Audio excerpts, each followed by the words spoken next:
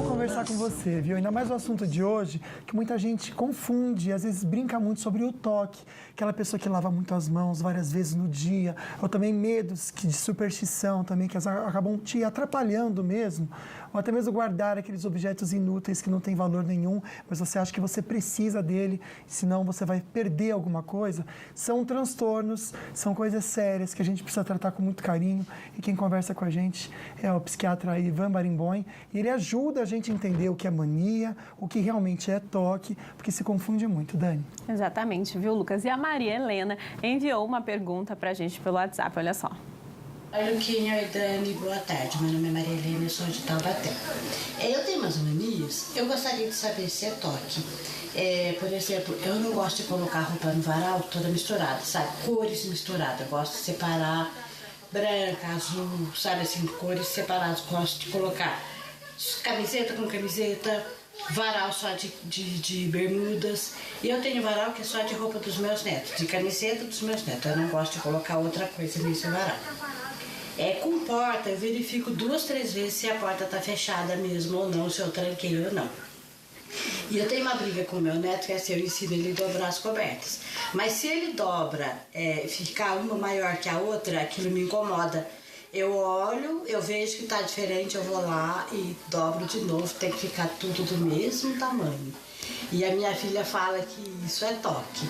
Eu gostaria de saber, isso é toque ou mania? Boa pergunta, porque realmente a gente fica em dúvida, mas não está tão difícil de entender mais que o doutor já conseguiu explicar para a gente. Vamos lá. No caso, pelo que ela falou, só com essas informações, parece que é só uma mania, né, como o leigo fala, tá? Porque o toque, ela teria que ter aquela obsessão, aquele pensamento, né, desagradável, intrusivo, que faz com que a pessoa realmente queira, precise aliviar aquela tensão gerada por esse pensamento com a compulsão. Isso parece ser mais uma característica dela. Agora, se estiver atrapalhando, mais uma vez, ela pode sim procurar ajuda para resolver isso. É possível resolver flexibilizar isso com terapias eficazes, tá? Agora, vocês estão perguntando do diagnóstico. O diagnóstico, nesse caso aí, não cabe, é o diagnóstico de toque. Entendi. A Helenice, que ia conversar com a gente ao vivo, também tentou a ligação aqui. Ela deixou a pergunta pra gente. Ela tem um filho, doutor, que tira um objeto do lugar, depois volta novamente. Ela tá ao vivo? Helenice, você me ouve agora ou não? Nícia? Alô? A gente está sem áudio aqui, tá, Pedrão? Vamos cortar ao vivo então, já que hoje não está rolando, e a gente faz as perguntas aqui que tem bastante, tá bom? Bom, ela tem um filho que tira o objeto do lugar, volta novamente, diz que se incomoda com uma gota d'água, barulho de gota d'água, e diz que tem crise convulsiva e também tem um déficit de atenção. Ela quer entender se tudo isso pode ser algo ligado a toque. Calma, repete ali. É muita coisa, né? Ela tem a mania de tirar um objeto do lugar, põe de volta. Tira do lugar, põe de volta. Tá. Uma certa quantidade de vezes. Tá. Ele também se incomoda quando tem barulho de gota, um barulho repetitivo. Tá. Diz que isso incomoda bastante ele. E também tem uma crise convulsiva. Volta e meia ele tem essa crise convulsiva e esse déficit de atenção também. Tá. Ele tem quantos anos? Ela não comenta a idade dele aqui. Parece que ele é novo. Eu precisaria de muito mais dados para dar um diagnóstico. Sim, sim. Tá? Claro, com certeza. É só uma instrução. Por exemplo, se ele for, pelo que você falou aí, essas coisas repetitivas em criança, essa coisa de não ter atenção, pode ser até autismo, por exemplo. Entendi. Tá? O autista, em geral, ele tem esse tipo de sintoma. Ele faz ações repetitivas e estereotipadas, tá? E é muito comum ele vir acompanhado com déficit de atenção. Ele tem convulsões, então isso também indica que ele tem alguma lesão neurológica, alguma coisa mais grave, tá?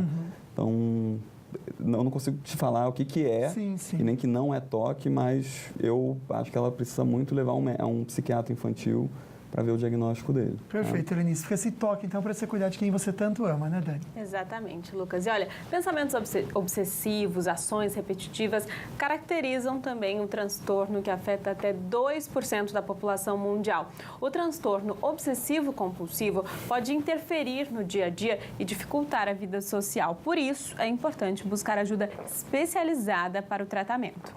Desde criança, Caio sofre de toque, o transtorno obsessivo-compulsivo. O primeiro foi a mania de escovar os dentes de 20 a 25 vezes por dia.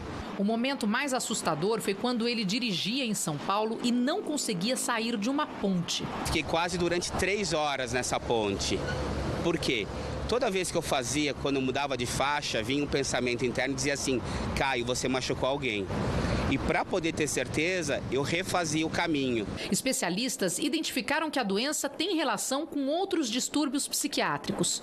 A maioria dos pacientes também tem depressão, ansiedade ou fobia social. Muitas pessoas brincam dizendo que tem toque porque tem mania de arrumar a casa ou por serem metódicas. Mas uma coisa é preferir a limpeza e a organização. Outra é não conseguir não limpar ou organizar.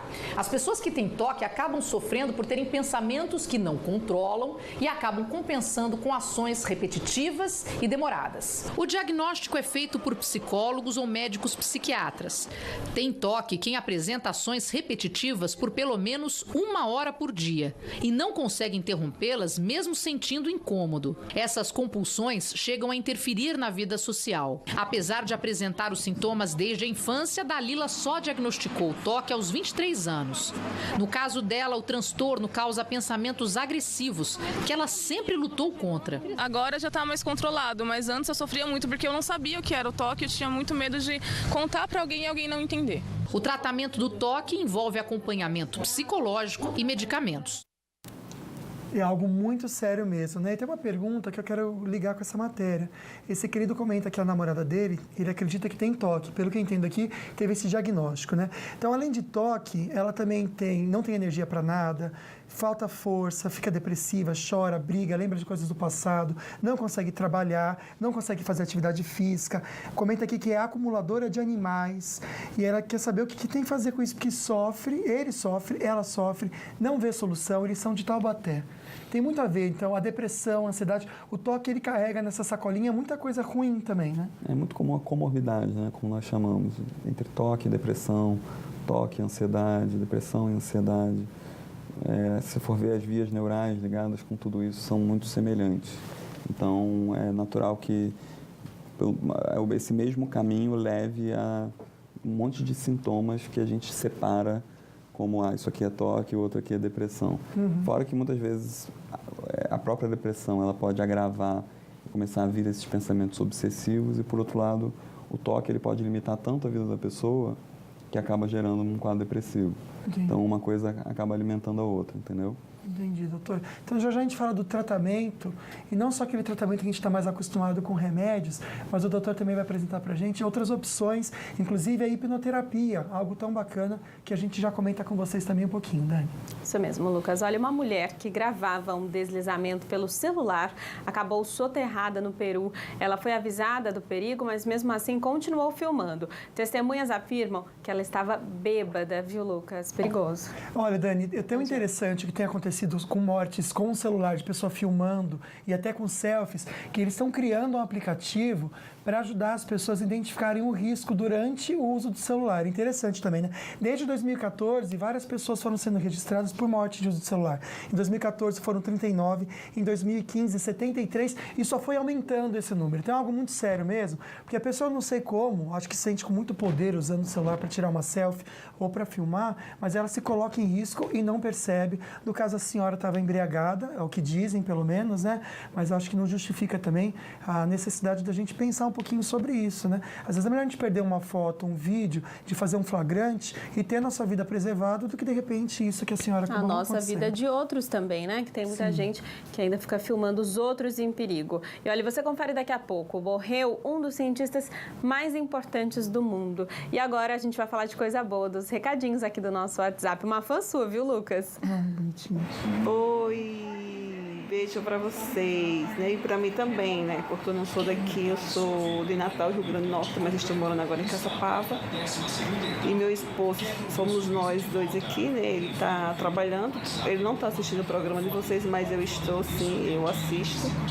E amo, ligadinha na tela todos os dias. E um beijo pra você, esse rapazinho aí dos olhinhos verdes, meu, assim, sabe? Você é super bacana. Nossa, eu sou sua fã. Um beijo pra vocês. Vou mostrando como sou e